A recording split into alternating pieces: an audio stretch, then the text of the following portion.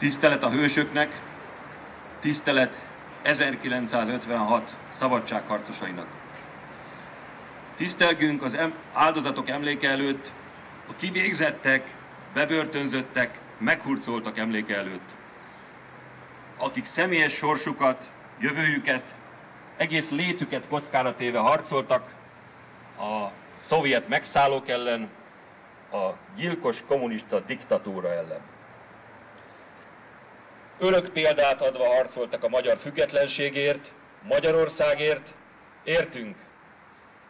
Soha nem feledhetjük hősiességüket. Tisztelettel köszöntöm a megjelenteket, köszöntelek benneteket a Magyar Igazság és Élet Pártja budapesti szervezeteinek ünnepségén. A hősök tiszteletére énekeljük el közösen nemzeti imádságunkat, a himnuszt.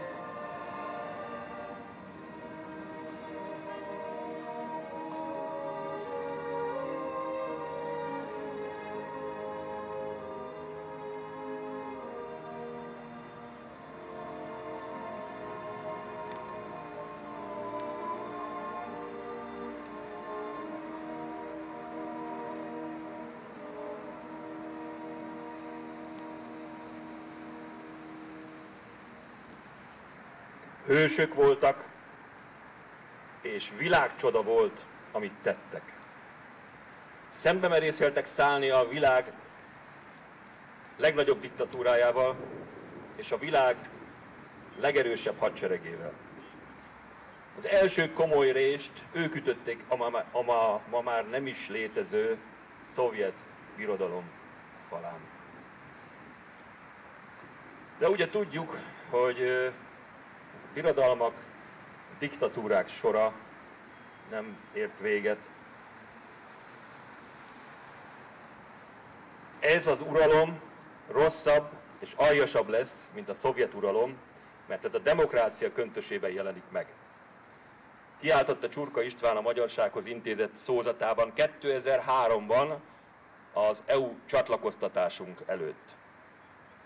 Igen, rosszabb és aljasabb, hiszen az ellenség, ugye demokratikus köntösben rejtve marad.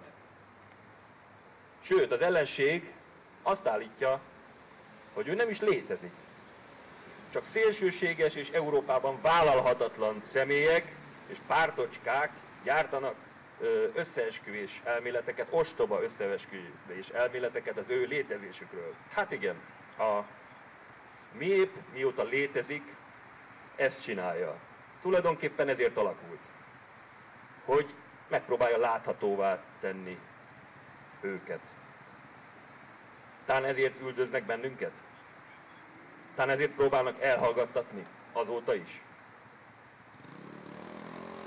A NATO EU csatlakozással Magyarország újra elvesztette függetlenségét. Egyedül a mi tiltakozott nagyobb pártként ez ellen. Megszállt terület lett ismét, minden jelentősebb pénztermelő ágazatot, iparágat megszerzett az a bizonyos nem is létező birodalom. Ráadásként szellemi békjóban parancsuralom alá is helyezte a megszállt népet, így az még szinte nem is védekezhet. Szinte azt lehet vele tenni, amit ők akarnak. Mindezekkel olyan veszélyeket szabadítottak ránk, amit soha nem képzelhettünk volna, de Európa népei sem. Itt van például ez az egész Európát akár meg is szüntethető migránsáradat. Nem különös, hogy egész Európa csodálkozik. A brüsszeli vezérkar csodálkozik. A nagy és erős nyugati államok vezetői meglepődtek. Nem számítottak erre, nem gondolták volna. A következő sorok 1998-ban, tehát 17 éve jelentek meg először a mi szórólapján, egy kis szórólapon. Azóta persze rendszeresen megjelenítettük erőnkhöz képest. Ezen a következő szerepel, tehát, mint mondottam, 1998-ban,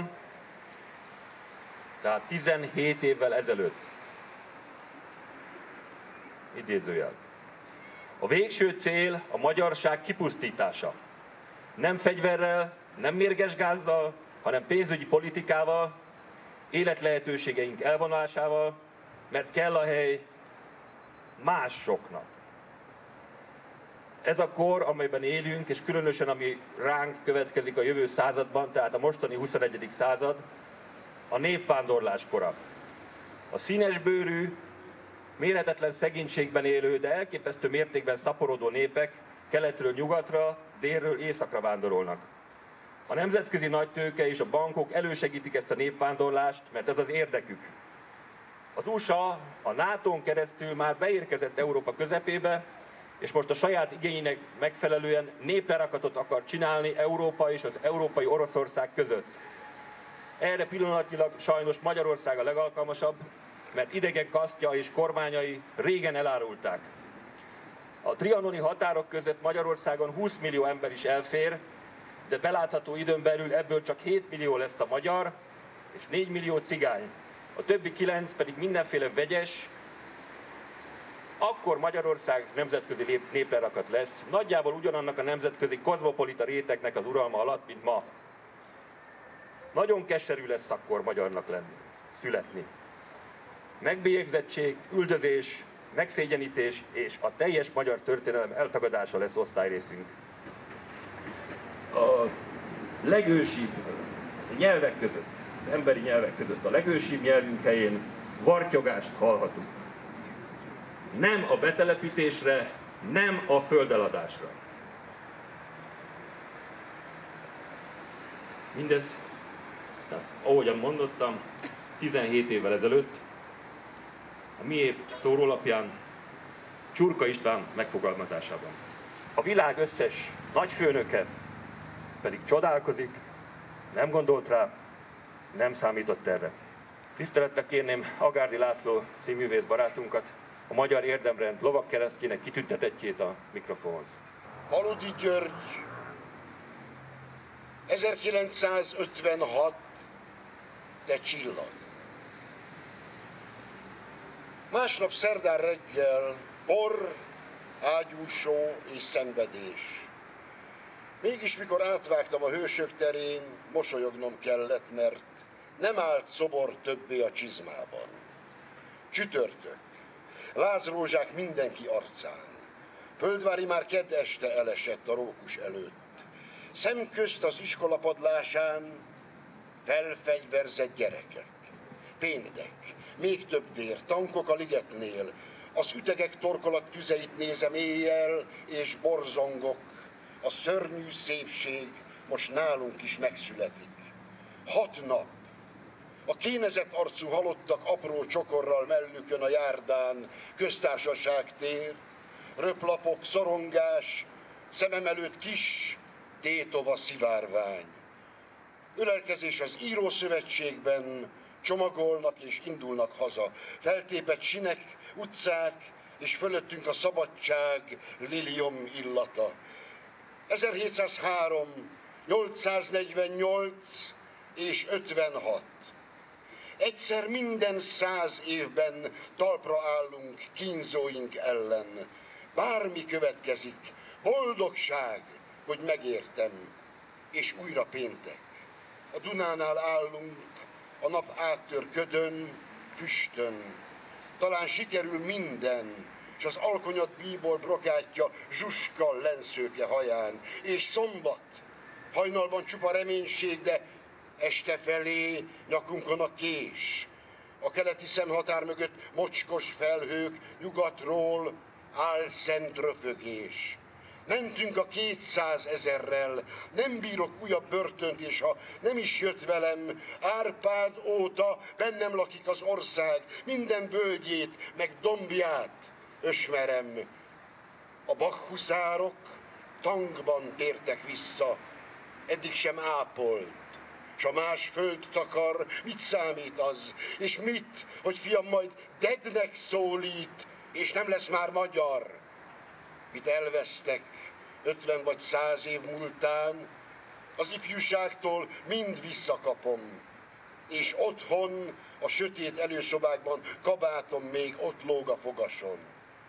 1956 nem emlék, nem múlt vagy nékem, nem történelem, de húsom, vérem, lényem egy darabja, szívem, gerincem. Kijöttél velem az irgalmatlan mindenségbe, hol semmi vize zubog a híd alatt, s korlát nincs sehol sem. Életemnek te adtál értelmet, vad álmokat éjjelre, és kedvet a szenvedéshez, és az örömhöz te fogtál mindig kézen. Ha botladoztam, hányszor ihlettél meg, s nem engedted, hogy kifulladjak vénen.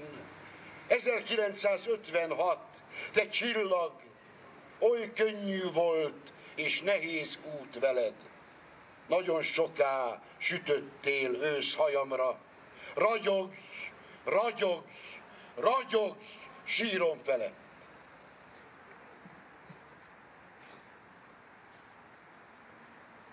Tisztelt megemlékezők, kedves barátaink! Ma, október 23-án a rákosista önkény elsöprőire, az 1956-os forradalom és szabadságharc hőseire emlékezünk, akik megelégelték a sok-sok hazudozást, azt, hogy a sztalinista, rákosista önkényuralomban tisztességes embereket tettek tönkre, családokat szakítottak szét. Ha valaki a nemzetálló hatalomnak útban volt, vagy valamelyik párt nagysalnyiknak nem tetszett, azt az embert munkahelyéről bármikor kirúghatták, megélhetését ezzel bizonytalanná tették, koholt vádak alapján elítélték, száműzték, vagy kivégezték. A magyar nép megelégelte ezt, és 56. októberében betelt a pohár. Vezetője nem volt a forradalomnak, az emberek egymásban bíztak, és magukban. Majd napokkal később kiáltották ki Nagy Imrét, a nemzet és a forradalom vezetőjének, mert benne bíztak, hozzá ragaszkodtak. Akkor is voltak félrevezetett, megtévesztett, egyszerű emberek, még az akkori állampártban is, akik közül többek között a szabadságharc szovjet leverése után szintén sokakat kivégeztek. Ezek egyike volt Nagy Imre, akit a nép, a tömeg, mint ahogy mondottam, október 23-a után közfelkiáltással választott a forradalom vezetőjének. Magyarország ma is tele van kétségekkel. Állandóan hazugságokkal próbálják félrevezetni az embereket, és sokszor azt mondják, amit hallani szeretnénk. de ma épp úgy idegen hatalom kiszolgálói állnak az ország élén, mint az 56-os forradalom kitörése előtt. Olyanok az ország irányítói, akik azt mondják, amit a magyar emberek hallani szeretnének, például a mostani migráns kérdésnek elnevezett bevándoroltatottakkal kapcsolatos helyzetről. Azt mondják, azt kommunikálják a híradásokon keresztül felénk, amit hallani szeretnénk, hogy nem engedik. Azért sem engedik ezeket a nagyobb részt rendbontó elemeket közénk.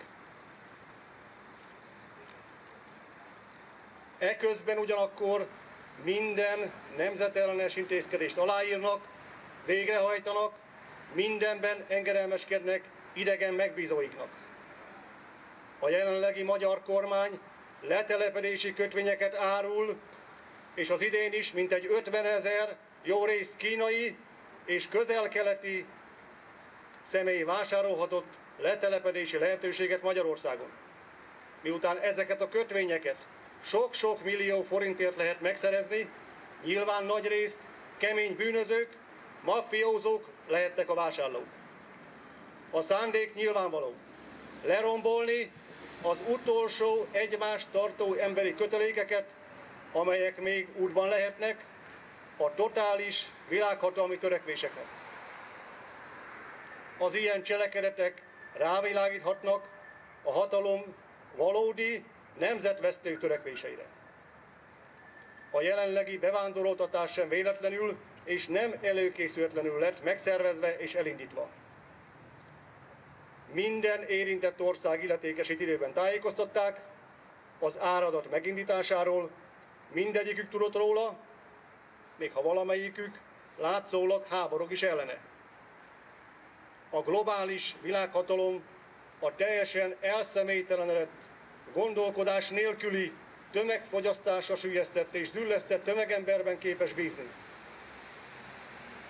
Ennek a gyalázatos tervnek a része az is, hogy a dolgozni vágyó, gyermekeket nevelni akaró, tisztességes magyar fiatalokat bármi áron el kell üldözni ebből a hazából.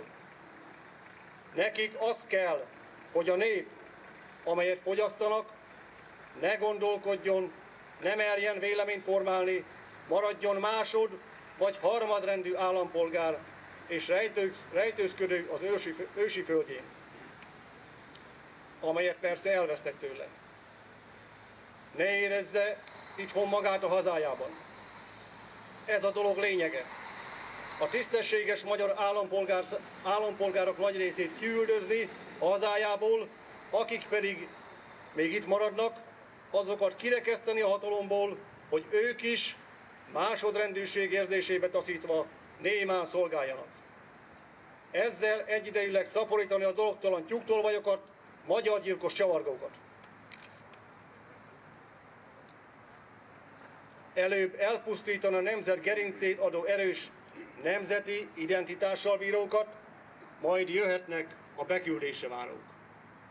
Ezért van az, hogy az ország határokon belüli politikai palettának a jó előre leosztott sávjai között tévejgő, gyanútlan választó könnyen elhiheti, hogy valóban vannak politikai jobb és baloldalak, miközben a valóság az, hogy valójában nincsenek ilyenek ma, hiszen a parlamenti pártok mindegyikének ugyanaz a küldetése. Magyarország kiürítése, mert kell a hely a megbízóknak. Az országházban jelenleg tartózkodó politikai erők mindegyikének ugyanaz a titkos küldetése, a magyarság még hangot hallatni bíró rétegeinek az elhallgattatása. Oly mértékű korrupcióról lehet ma naponta hallani, szerte az országban, amelyről korábban csak maffiafilmekben, vagy arra alkalmatlan afrikai bábkormányok működésekor értesülhettünk. Hiszen meg lehetne, és meg is lenne az a pénzösszeg, amely segítségével egy tisztességes adórendszert, egy tisztességesen gyerekek nevelését támogató rendszer segítségével biztos megélhetést adni tudó anyagi feltételrendszert lehetne kiépíteni. És ezáltal biztosítható lenne, hogy ezek a hazát és saját egzisztenciájukat építeni, dolgozni tudó és akaró fiatalok itt Magyarországon alapítsanak családot, hogy itt szüljenek gyereket, és itt neveljék azokat a gyerekeket. A jelenlegi kormányzatnak szinte minden intézkedése zavaros.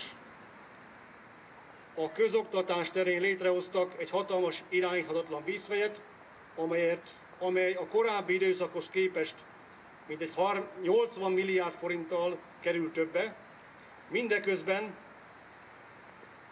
a tanároknak már sem idejük, sem energiájuk nincs nagyon sokszor a tanításra, mert naponta milliónyi papírt gyártanak teljesen feleslegesen, a gyermeklétszám pedig évről évre egyre csökken. Vagy például, valaha minden településnek volt futballcsapata, amelynek mérkőzéseire kimentek vasárnap délután a helyiek. Az amatőr futballcsapatok száma évről évre egyre folyamatosan csökken, mára körülbelül tizedére csökkent, hiszen ahol még van futballozni vágyó és szerető fiatal, ott központilag valamely hivatalnok lázas állapotában kiagyalta, és olyan feltételeket írtak elő, hogy azok nagy részét a kis csapatok fenntartói, a kisebb települések előteremteni már nem tudják. Tehát nem az amatőr sport támogatása, hanem megszüntetése a cél. Az egészségügy vezetését már egyetlen komoly szaktekintésen vállalja, mert amit korábban ígértek, abból nem igaz semmi.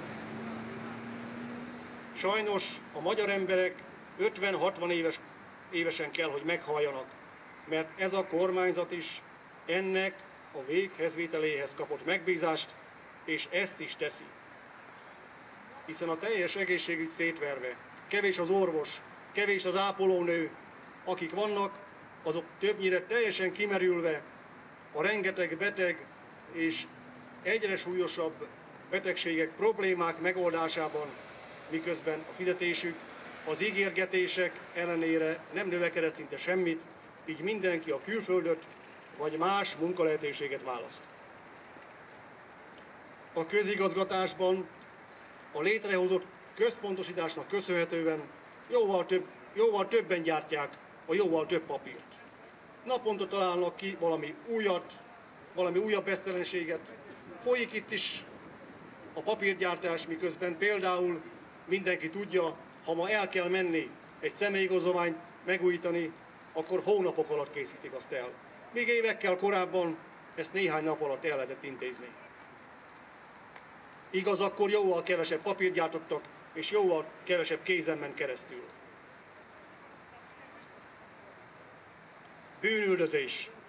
Azt ígérték, hogy 2 hét alatt rendet tesznek e téren.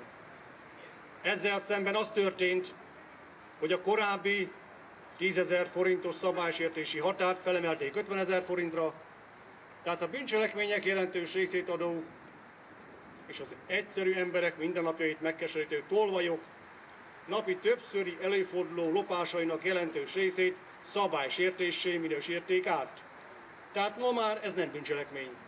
Így sem csökkent a statisztika, csak az elkövetők követhetnek el, és lophatnak el, és el is lopnak mindent, elsősorban is azok, akik már óvodás korúktól erre szakosodtak, mert otthon is ezt látták, és ezt tanulták.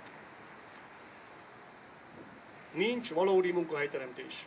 Mindegy ki mit állít, mert az elmúlt években nem nőtt a közmunkán kívüli valódi munkahelyek száma, ha a megszűnteket és az újak létrejöttét egybevetjük. A jelenlegi közmunkaprogramok pedig nem is alkalmasak a munka világába való visszavezetésre, mert az adóval és egyéb fizetendő járulékokkal agyonnyomorított termelői minimálbért képtelenség elfogadtatni az esetleges dolgozóval, amikor a valódi termelő munkát végző csak néhány ezer forinttal kap többet, mint a közmunkában résztvevő társa. Nem is csökkent a valódi munkanélküliség, csak a manipulációk segítségével és a 600 000 külföldön élő magyar fiatal leírásával. Tehát e területen is hazugság hátán és teljes csőd. akármelyik szakterületet nézzük, azzal, hogy az 1685. államtitkárt is kinevezték, csak mellébeszélés van, káosz és hazudozás. A magyarságnak erre már nincs ideje, és elég volt a hazudozásból a kormányok részéről. Olyan rendszert kell felépíteni, amelyben megéri tisztességesen dolgozni, tanulni, gyereket nevelni, s van mód a biztonságos életre. És mert a magyarság kipusztítása bár rohammunkában folyik, de mégsem elég gyors a megrendelőknek, hát ezért azt találták ki és hajtják végre a mégével, hogy üldözzük el magyar földről azokat a fiatalokat, akik dolgozni, tenni, gyermekeket nemzeni és nevelni, magyar földet benépesíteni akarnak. Ez tehát mind előre megfontolt szándékkal, aljas indítékból a magyarság tervszerű megsemmisítésére történik, csak most jóval sunyibb módon, mint korábban. Mi itt, Csurka István politikai örökségének gondozói, rá kell, hogy mutassunk erre a jó előre megfontolt nemzetpusztító cselekedetre, a kitervelők és a végrehajtók nemzetellenes szándékára. A magyar politikai közélet irányítóinak nagyobbik része a politikai prostituált szintjére süllyedt. Ezek az emberek teljesen elhasználódtak, hiteltelenné váltak, hiszen bármikor, bárkivel hajlandók összeállni, csak hogy a hatalom közelében lehessenek. A Magyar Igazság és Élet Pártjának meg kell mutatnia, hogy van más út, az igazság útja, a valódi fejlődés útja. Az emberek érzik ma azt az országban, hogy hiányzik a helyes irány, és várnak egy valódi, tisztességes politikai erőt, aki végre valóban kivezeti ezt a nemzetet a gondok, problémák tengeréből, hogy újra jó legyen itt, magyar hazában élni, dolgozni, családot alapítani, gyerekeket nevelni, és biztos legyen a holnap. Hát tegyünk meg mindent érte, hogy egyre többen láthassák ezt. Mentsük meg hazánkat gyerekeink és unokáink számára. Tegyük élhetővé, lakhatóvá hazánkat. Indulnunk kell, mert Magyarországot csak az igazság vezetheti, és csak is az igazság vezetheti ki abból a szakadékból, amelybe az elmúlt évek, évtizedek kormányai taszították nemzetünket. Hát induljunk, barátaink! Mentsük meg ezt az egykoron gyönyörű hazánkat. Köszönöm figyelmüket!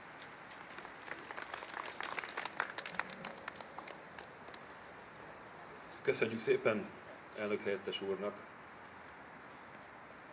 Hagy tegyem esetleg hozzá a beszédéhez, hogy hát minden gondolatával egyetértünk, de például Lázár János úr, főminiszter, mit is mondott másfél-két hónappal ezelőtt?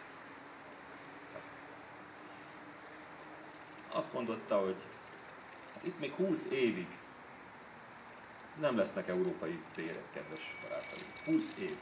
Tehát eltelt a rendszerváltásnak nevezett időszaktól számítva, ugye 25-26 év, még hozzáteszünk egy jó 20 évet, 50 év. Viszont vigasztalásképpen tényleg azt mondta, hogy semmi gond nincs, mert a fehér magyarok, tehát ezt a kifejezést használta, a jól képzett fehér magyarokat tártkarokkal várják Nyugat-Európában. Köszönjük, miniszter úr! Tisztelettel köszöntöm az ünneplő, emlékező egybegyűlteket.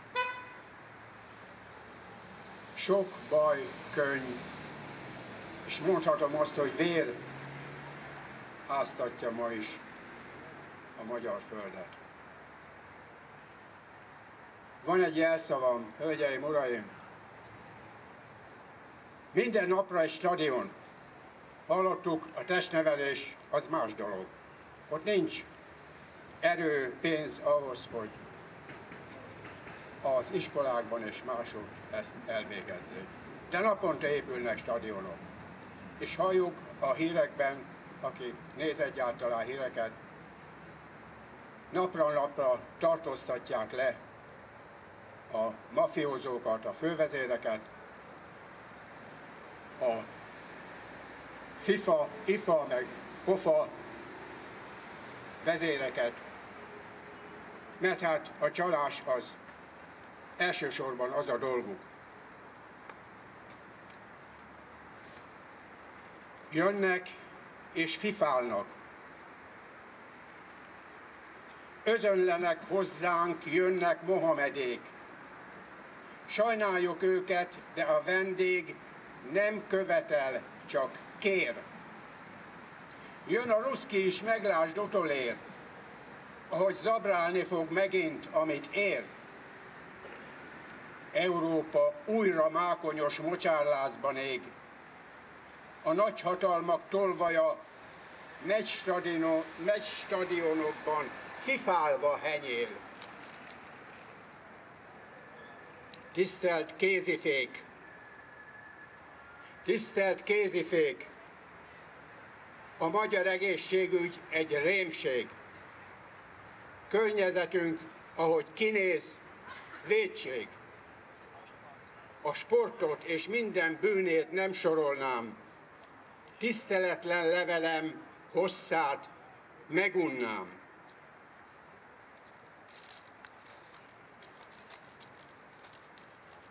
Jönnek és jönnek, áradnak határainkon. Hajókat a vándornak. Tiszta Amerika. Belepiszkált a darásfészekbe csapáskarika.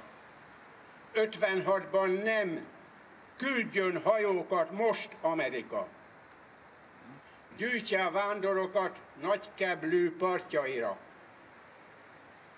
A horgosi csárda csúnyán ki van kezdve. Oda jár a bevándorló vándorolni minden este. Európa azt hiszi, hogy az amcsi elviszi szívre pesve. Ő, a Soros, gyújtson a szép magyar nótára. Zsiványpénzét ne költse sportkisz liberál pártra.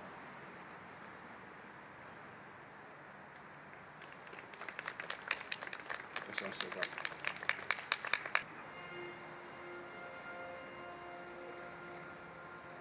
Márai Sándor, mennyből az angyal. Mennyből az angyal, menj sietve az üszkös, fagyos Budapestre. Oda, ahol az orosz tankok között hallgatnak a harangok, ahol nem csillog a karácsony, nincsen aranydió a fákon, nincs más, csak fagy, lidergés, éhség. Mondd el nekik úgy, hogy megértsék, szólj hangosan az éjszakából, angyal, vigyél hírt a csodáról. Csattogtasd szaporán a szárnyad, repülj, suhogj, mert nagyon várnak. Ne beszélj nekik a világról, ahol most gyertyafény világol, meleg házakban terül asztal, a pap ékes szóval vigasztal, selyempapír zizeg, ajándék, bölcs szó fontolgat, okos szándék, csillagszóró villog a fákról, angyal, te beszélj a csodáról, mondd el, mert ez világ csodája, egy szegény nép karácsonyfája a csendes éjben égni kezdett, és sokan vetnek most keresztet. Földrészek népe nézi, egyik érti, másik nem érti, fejük csóválják, sok ez, soknak imádkoznak, vagy iszonyodnak, mert más lóg a fán, nem cukorkák. Népek Krisztusa, Magyarország, és elmegy a sok ember előtte. A katona, ki szíven döfte, a farizeus, ki eladta, aki 3-szor megtagadta, vele mártott kezet a tálba, 30 ezüstpénzért kínálta, s míg gyalázta, verte, szitta, testét ette, és vérét itta.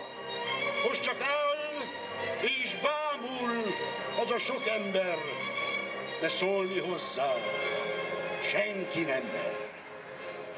Mert ő sem szól már, nem is vádol. Néz, mint Krisztus a keresztfáról. Különös ez a karácsonyfa. Ördög hozta, vagy angyal hozta, kik köntösére kockát vetnek, nem tudják, mit cselekszenek. Csak orrontják, nyínak, gyanítják ennek az éjszakának a titkát, mert ez nagyon furcsa karácsony. A magyar nép lóg most a fákon, és a világ beszél csodáról. Papok papolnak bátorságról, az államférfi parentája megáldja a szentséges pápa, s mindenrendű népek, rendek kérdik, hogy ez mi végre kellett, miért nem pusztult ki, ahogy kérték, miért nem vágta csendesen a végét, miért, hogy meghasadt az égbolt, mert egy nép azt mondta, elég volt, nem érti. Ezt az a sok ember, mi áradt itt meg, mint a tenger? Miért remegtek világrendek? Egy nép kiáltott, aztán csend lett.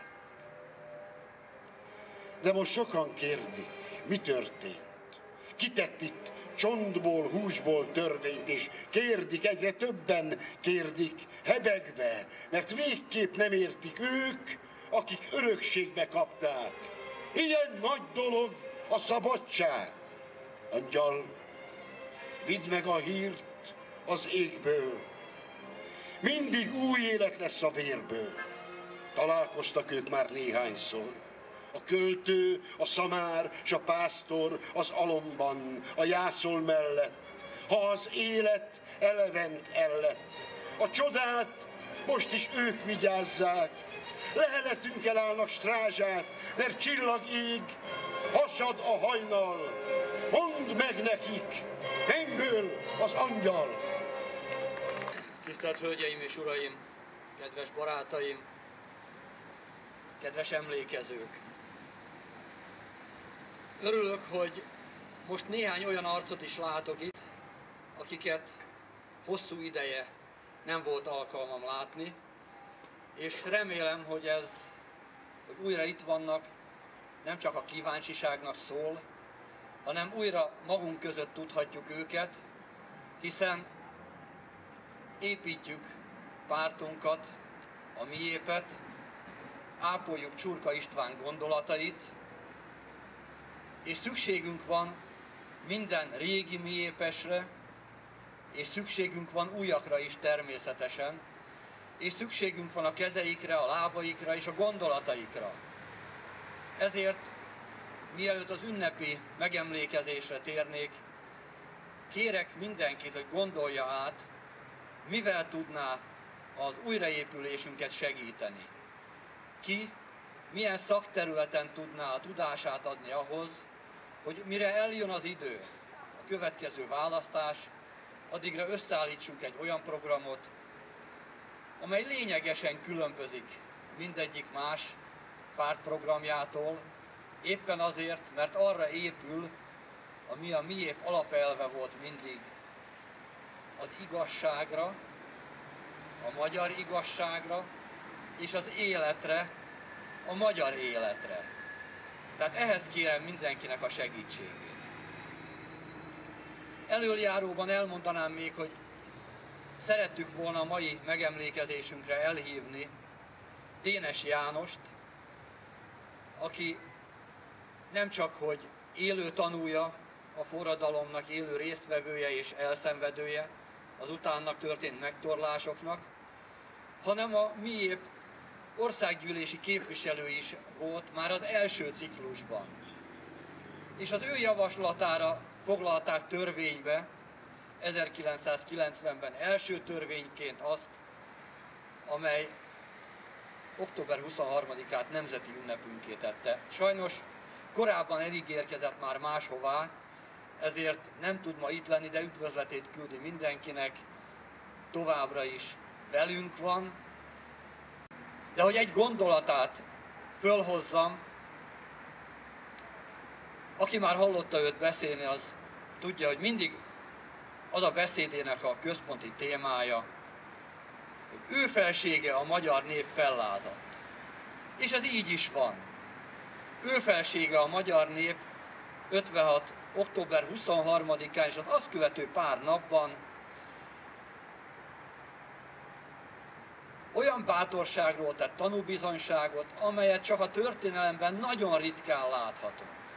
Egy nándorfehérvári diadalnál, vagy az egri hősöknél, amikor nem törődnek realitásokkal, nem törődnek semmi mással, csak avval, hogy a hazát meg kell menteni. Ez volt a csoda, ami még csak évszázadoként sem ismétlődik meg, hanem több évszázadnak kell eltelni ahhoz, hogy ilyenre vállalkozzanak emberek, tömegek, sőt, hát 56-ban majdnem, hogy az egész ország, majdnem, hogy az egész nemzet, néhány olyan félbolond kivételével, mint aki itt ment el talán 20 perccel ezelőtt, aki Biscu éltetésével próbált nekünk jobb kedvet csinálni. Igen, hát ő is részese volt 56-nak a korából megítélve, de hát azért nem ő volt a nép. Ő volt akkor nyilván a haszonélvezője az akkori uralomnak. De nem kell vele törődnünk, nekünk magunk útját kell járni. Végül is mi volt az 1956-os forradalom 3 olyan alapvető momentuma, amely azt a 2 hetet végig jellemezte, és még az utána tartó passzív ellenállást is. Nem én mondom, nálam okosabbak elemzéséből vettem, hogy a szabadság, a tisztesség és a méltóság volt az a 3 elem, amelyre büszkék lehetnek az 56-osok. A szabadságot nem kell különösebben elmagyarázni senkinek, hiszen nem csak idegen elnyomó csapatok voltak Magyarországon, hanem a belső elnyomás is olyan mértékű volt, ami már tarthatatlan és elviselhetetlen mértékű. Ez ellen is lázadt föl a magyar nemzet. És azt hittük, mondjuk 1989-90-ben, hogy az úgynevezett rendszerváltással természetesen eljött a szabadság ideje, hiszen 91-ben kivonultak a szovjet csapatok, szabad választások történtek, és elvileg mindenki azt csinálhatott, amit akart. Azért mondom, hogy elvileg, mert hogyha jobban belenézünk ebbe a szabadság kérdésébe, ma hogy állunk ebben, akkor nem biztos, hogy ennyire optimisták lehetünk, mint amennyire bíztunk ebben 25 évvel ezelőtt.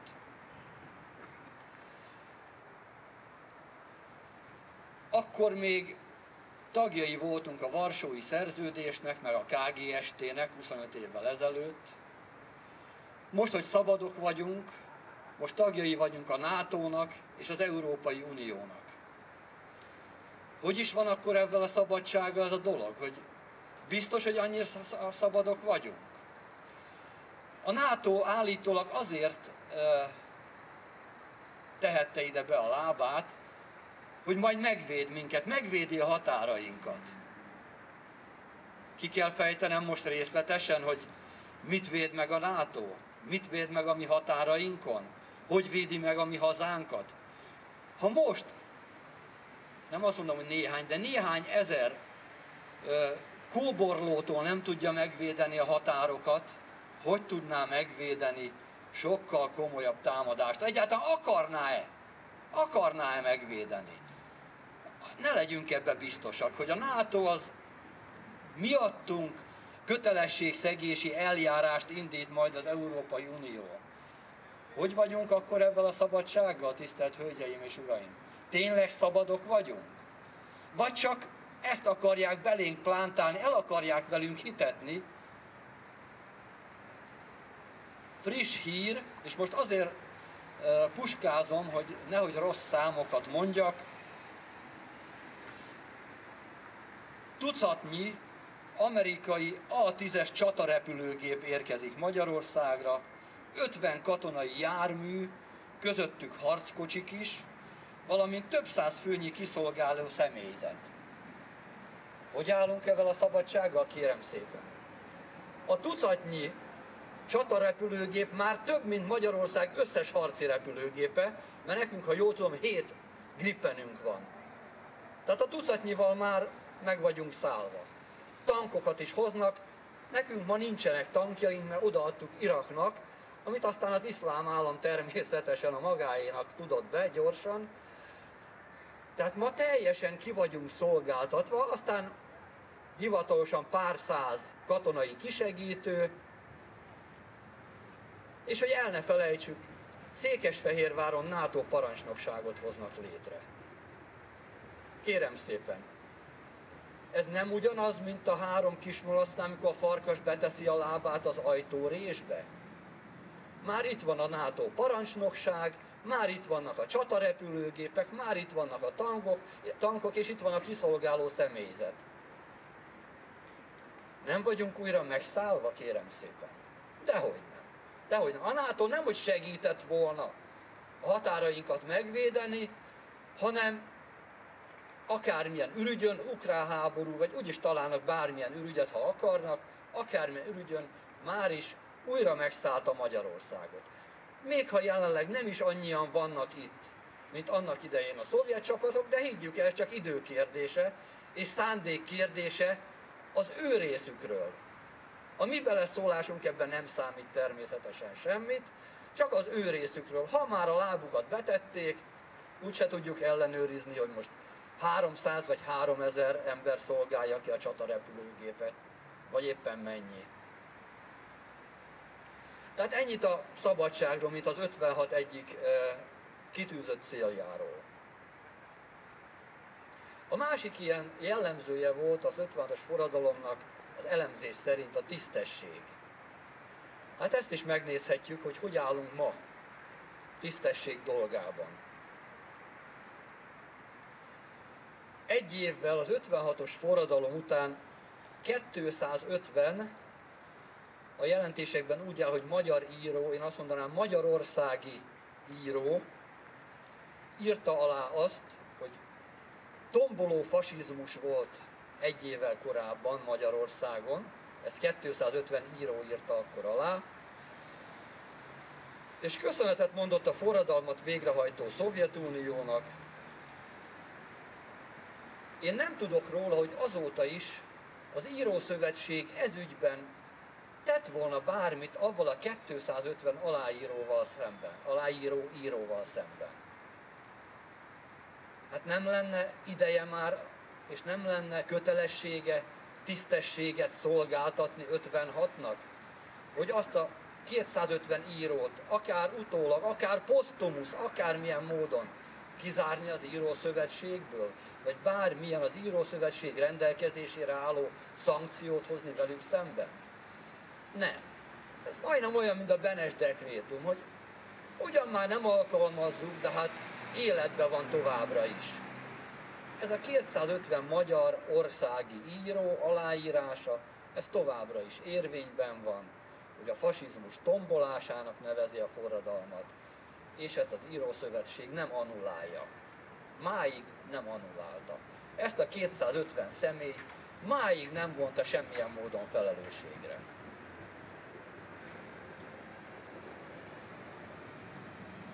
Arról már nem is beszélve, ha a tisztességről esik szó, hogy hogyan élnek ma az 56-osok, és hogyan élnek a forradalom leverőinek a leszármazottai.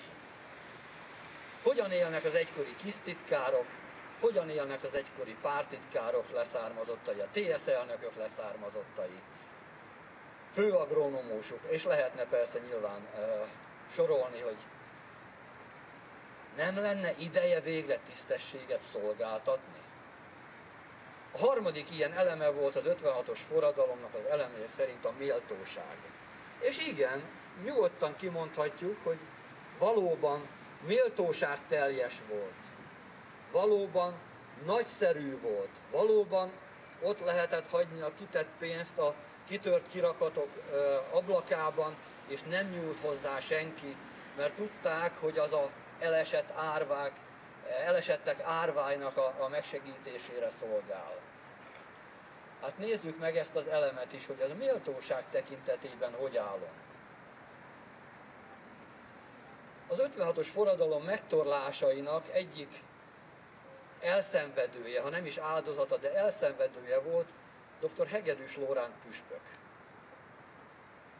Amellett, hogy 56-os volt, hatalmas tudású, óriási magyar szívvel rendelkező személy volt. Az ő emlékére hónapban, október 6-án emléktáblát akartak avatni Nagykőrösön, és letiltották dr. Hegedűs Loránd püspök emléktáblájának az avatását. Kérem szépen, ennek országos botrány kellett volna, hogy legyen a visszhangja. És sehol egy árva hang, sehol egy hivatalos tiltakozás, hogy mit vétett Hegedűs Loránd püspök, hogy nem lehet neki emléktáblát avatni. Ha valamelyik 56-os megérdemelte volna azt az emléktáblát, nem csak az 56-os tevékenysége, hanem utána a Református Egyetem létrehozása és sok-sok kiállása miatt, akkor ő megérdemelte volna. Gyalázat, ami történt, hogy ezt az emléktábla avatást megtiltották. Tehát 56 alapszellemisége sajnos azt kell, hogy mondjuk, hogy máig nem valósult meg. Máig nem valósult meg. Van tehát a mi népnek feladata jócskán. Van tehát feladatunk bőven, hogyha azt akarjuk, hogy érvényt szerezzünk a magyar igazságnak és a magyar életnek. Itt többen felvetették már, és hát jó magam is ilyen mellékvágányon kitértem erre a migráns kérdésre, és nyilván a mai helyzetben egy politikai párt nem teheti meg, hogy ne térjen erre is ki. Sok mindenben hasonlóképpen látjuk a dolgot, mint a mostani magyar kormányzat, abban legalábbis, hogy nem szabad beengedni egyet sem. Ebben mindenképpen. Ha kell kerítéssel, ha kell rendőrséggel, ha kell katonasággal, ezt mindenképpen meg kell akadályozni.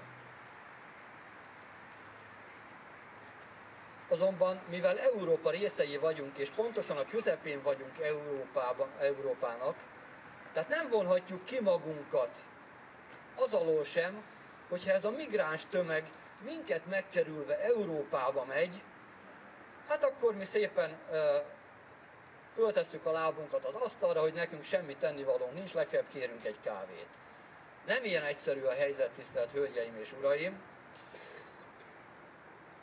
Nem csak azért, mert ezek a migránsok előbb-utóbb nem fognak elférni Németországban, meg Svédországban és a többi nyugat-európai országban, hanem akik jönnek, azok valószínű, hogy előbb-utóbb újra rajtunk keresztül is akarnak menni, hanem azért sem ilyen egyszerű, mert amikor ott már megjön az eszük a vezetőknek, és azt mondják, hogy elég, pláne ha azt mondják, hogy ez már sok, és vissza kell küldeni valahová valakiket, akkor több mint 300 000 ilyen migráns nálunk regisztráltak először az Európai Unióban, tehát ezeknek a visszautasítása, a Magyarországra való visszatoloncolása akár várható is. Erre nekünk fel kell valahogy készülnünk. Az a 25 szlovákiai rendőr, aki a déli határainkon van, az valószínűleg nem fogja tudni feltartóztatni, és a jelképes lengyel egyszem helikopter sem, amivel hogy dicsekszünk, hogy mekkora most a visegrádi országok összefogása, ez jelképesen valóban megvalósul, a valóságban ez egy kifújt tojás. Semmi. Semmi. Amikor eljön az az idő, hogy veszélyben leszünk, ezek egyrészt nem fognak nekünk segíteni, gondoljunk a szlovákokra, hogy mennyire akarnak majd nekünk segíteni, hogy nehogy minket megszálljanak a migránsok, de a többiek sem. Mindenki a saját problémájával lesz elfoglalva, nekünk tehát fel kell készülnünk nehezebb időszakokra. Hogy kell felkészülnünk? Hát annak idején a Horthy időben úgy készültek fel az egyébként várható nehéz időszakra, egy győri program elindítottak egy fegyverkezést. És a második világháború elejére volt egy erős, ütőképes hadseregünk, amely nem csak a honvédelemre volt alkalmas, hanem arra is, hogy bemert vonulni Kárpátaljára, és a nálunk jóval nagyobb, katonailag, talán akkor még erősebb Csehszlovákia meg sem mert mukkanni. Mert tudták, hogy a magyar bevonulás mögött erő van. Tehát nekünk most is erőt kell majd felmutatnunk. Ehhez készülnünk kell, nem lehet máról holnapra akkor hirtelen elővennünk az erőt, amikor megindul az áradat, erre készülnünk kell. Hadd mondjam még a saját nevemben, mert az elnökséggel nem tárgyaltam meg, de nyilván a miép egyik fontos programja kell, hogy legyen a hazai fegyveripar, hadipar újraindítása és felfejlesztése. Voltak erre már elpöttyentett utalások, de ténylegesen nem történt semmi. Hogy mit tudunk majd tenni, ha olyan helyzetben leszünk, és remélem, hogy leszünk, ebből a, és idézőjelben tessék érteni, menekült iparral, mert ez már iparszerűen működik. A menekült ipar az egy kiépült, bűnözői háttérrel rendelkező, nagyon jó szervezet, tehát valahonnan nagyon jó szervezett csoport. Nehogy azt higgyük, hogy ezek mögött, az embercsempészek mögött nem áll valamilyen háttérhatalom. Gondoljunk bele, hogy az embercsempészeknek persze egy céljuk van, a zsebeiket tömködni, de akik mögöttük állnak, azoknak mik a céljaik? Európát tönkretenni, ezen belül Magyarországot tönkretenni, Németországot tönkretenni, ne legyen se gazdasági, se politikai konkurenciája mondjuk egy tengeren túli hatalomnak, ne legyen semmilyen ellenállás a majdani, nem csak katonai, hanem emberi megszállásnak. Mert igenis tudomásul kell vennünk, hogy jelenleg Európa megszállása folyik. Most nem acélfegyverekkel, hanem biófegyverekkel, két lábon járó fegyverekkel, hús-vér fegyverekkel történik Európa megszállása. Ez is háború, kérem szépen. Ez legalább olyan veszélyes háború, mint amikor acéllal történik. Sőt, ezek még szaporodni is fognak. Az acélfegyver nem szaporodik, de a biológiai fegyver az majd igen. Családonként 8-10-12 gyerekkel. Tehát ezekre a dolgokra kell felkészülnünk, hogy amikor eljön az idő, megfelelő válaszokat adhassunk ezekre az égető kérdésekre. Vajon Németország ezt kell, hogy érdemelje, amit most kap, és akkor itt engedjenek meg egy kitérőt. Hadd színesítsem a mondókámat egy viccnek szánt adomával, ami talán nem is annyira vicc. Az idősebbek még emlékezhetnek, hogy volt a tévében a rendszerváltás előtt egy sorozat, a Stirlitz. Na, a következő a történet. Egy reggel Stirlitz beköszön Müllerhez, akinek az arca nem sok jót ígér. Herr Gruppenführer, történt valami? Kérdezi a Stirlitz. Csak nem Berlin elővárosában vannak az oroszok? Ne is mondja Stirlitz, borzasztó álmom volt. Láttam, hogy mi lesz Németországgal 2015-ben. Na nem már, ennyire rosszat látott? Szavakat alig találok. Képzelje, Stirlitz, a mi Németországunkban egy asszony a kancellár, a külügyminiszter pedig egy homokos. A Mercedes gyárban törökök dolgoznak. Németország fizeti a görögök és a spanyolok adósságát. Fáklyás menetek helyett szivárványos parádék vannak. Pénzt fizetünk mi a zsidóknak, és Amerikából egy nigger parancsait teljesítjük. Oroszország háborúzik Ukrajnával, Németország pedig arról győzködi Oroszországot, hogy ne háborúzzanak egymással.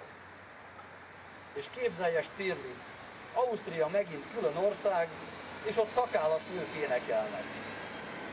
Hát így áll valahogy a német helyzet, tehát nem eredménytelen az, hogy tönkre akarják tenni Németországot, Európát, Magyarországot, azt a kultúrát, ami 50-60 évvel ezelőtt teljesen egyértelmű volt, és elképzelhetetlen lett volna mindaz, amit itt az előbb viccként felolvastam. Nem vicc. Így áll ma a helyzet. Azért záró gondolatként talán annyit, hogy ne lássuk teljesen borúsan a helyzetet, hiszen lehet, hogy hosszú évszázadok után talán most egy kicsit nekünk is állhat az idő órája, talán nekünk is dolgozhat most az idő. Megmondom, mire gondolok. Éppen ezek a zavaros átmeneti állapotok akár még számunkra kihasználhatók is, ha olyan kormányunk, olyan kormányaink lesznek, akik valóban a magyar nép, a magyar nemzet érdekében akarják ezt a helyzetet kihasználni. Mire gondolok? Szerbia törekszik az Európai Unióba, Magyarországnak meg vétójoga van a felvételre. Nem használtuk ki sem Felvidék, sem Erdély, Románia felvételekor ezt a lehetőséget. Én azt mondom, hogy bűn lenne újra nem kihasználni ezt, mert ha így tesz megint a kormány, akkor ebben elég egyértelműen elárulja a délvidéki magyarságot. De tovább is mehetünk ezen a helyzeten és ezen a lehetőségen. Nekem elég sok ismerősöm van Erdélyben, és ott érzékelhető, hogy az erdélyi románok egy része is már hajlana Erdély autonómiájára, akár Erdély elszakadására is Bukaresttől.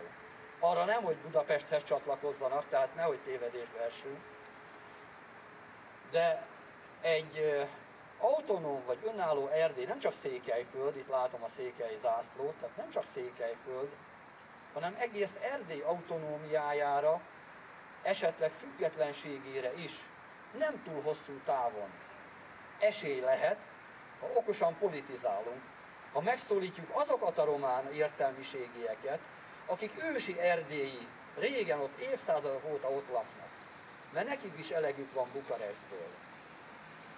És végül, de nem utolsó sorban, itt van Kárpátalja. Hát Ukrajna a szakadozás szélén áll.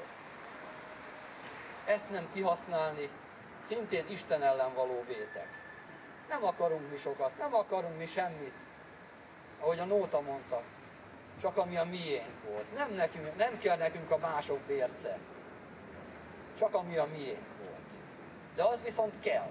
És ezt be kell jelenteni, ezt nem kell szégyelni, lehet ezt irredentizmusnak, revizionizmusnak, akárminek hívni, vállaljuk fel, hogy történelmi területeinkre újra igényt tartunk. Ha van egy nép, amely 2000 év után igényt tarthatott a történelem alapján a területeire, 2000 év után, úgyhogy akkor ott már nem is igen laktak zsidók, és megkapták a területeket, akkor mi 90 év után miért ne jelenthetnénk be igényeinket a régi területeinkre? Gondolkodjunk a mi programján közösen.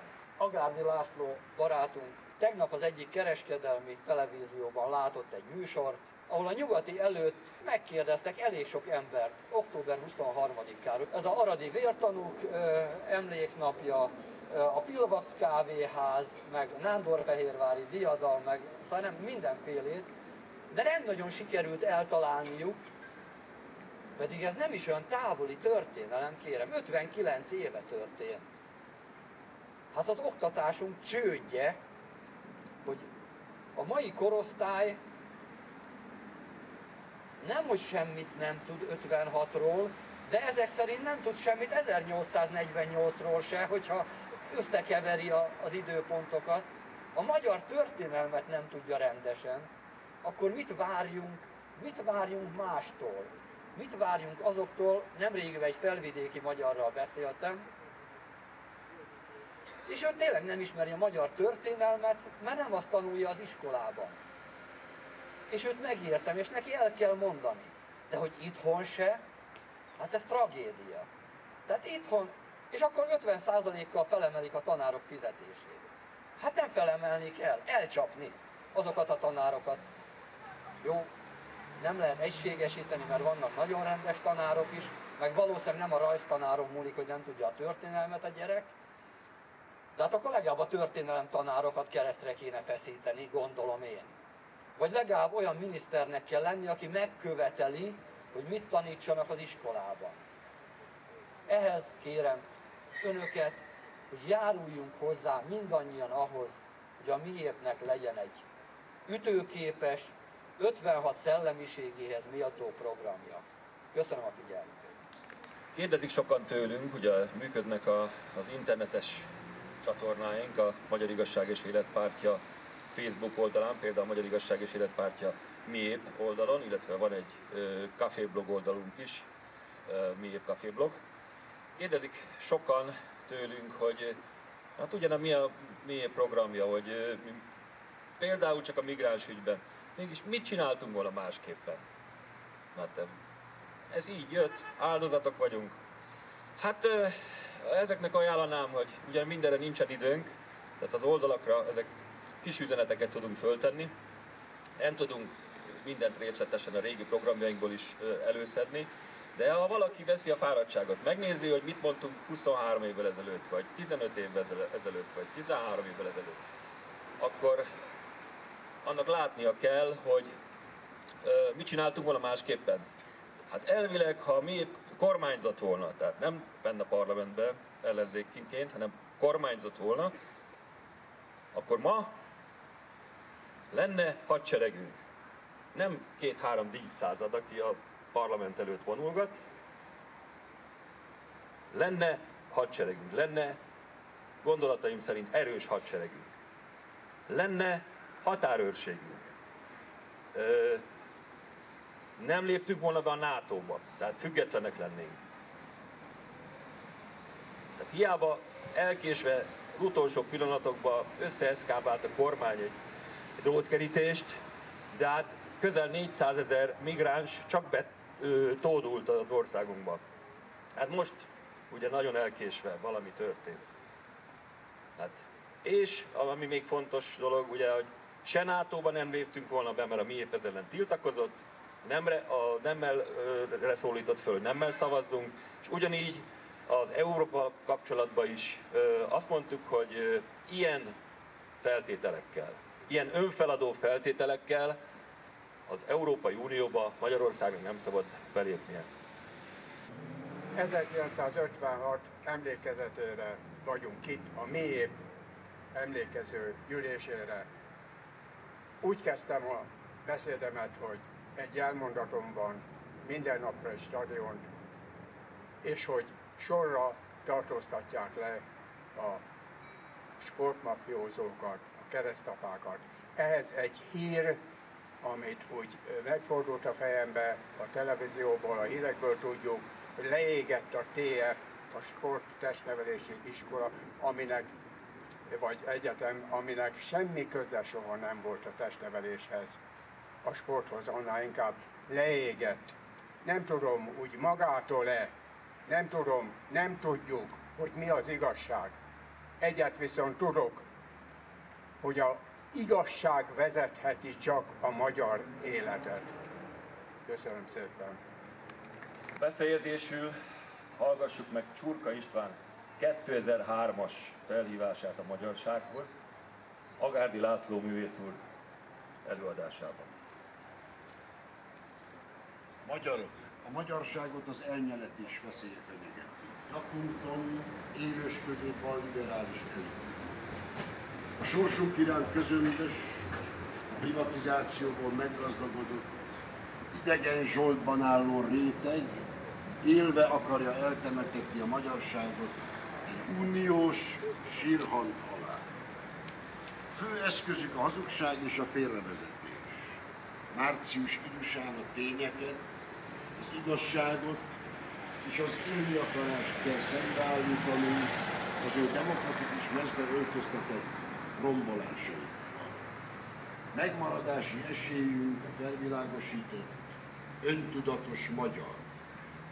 Az EU csatlakozás egy újabb, az előzőnél is rosszabb, végzetes rendszerváltás, amelyben most már minden nemzeti törekvést, megújulást, rendteremtést a brüsszeli szabályokkal folytanak el. Azt akarják, hogy önként dobjuk oda a függetlenségünket. Azt akarják, hogy törődjünk bele földünk elvesztésébe. Azt akarják, hogy fogadjuk el másodrendű státuszunkat. Tőlünk mindent, nekünk semmit. Mint a gulág kényszermunkásai. Ez az új uralom rosszabb és aljasabb lesz, mint a volt szovjet uralom, mert ez a demokrácia köntösében jelenik meg. Kellenek nekünk új földesurak, kellenek nekünk cenzorok, verőlegények? Nem. Nekünk szabadság kell és tisztesség, megélhetés, munka, nyugodt, saját törvényeik szerint rend. Magyarok, ne hagyjuk félrevezetni magunkat. Térjünk észre, álljunk talpra, álljunk ki érdekeinkért, szabadságunkért, földünkért, hazánkért, szent koronánkért, megszenvedett 1000 esztendőnkért. 2003. március 15-e Budapest Hősök tere. Hatalmas seregléssel mutassuk meg, hogy magyarok vagyunk és keresztények. És azok is maradunk. Talpra magyar. Ez volt és ez ma is a mi épp programja.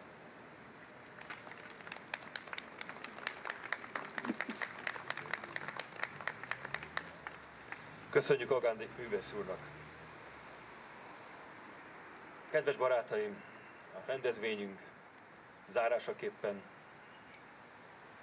énekeljük el a szózatot, majd utána a székely himnuszt.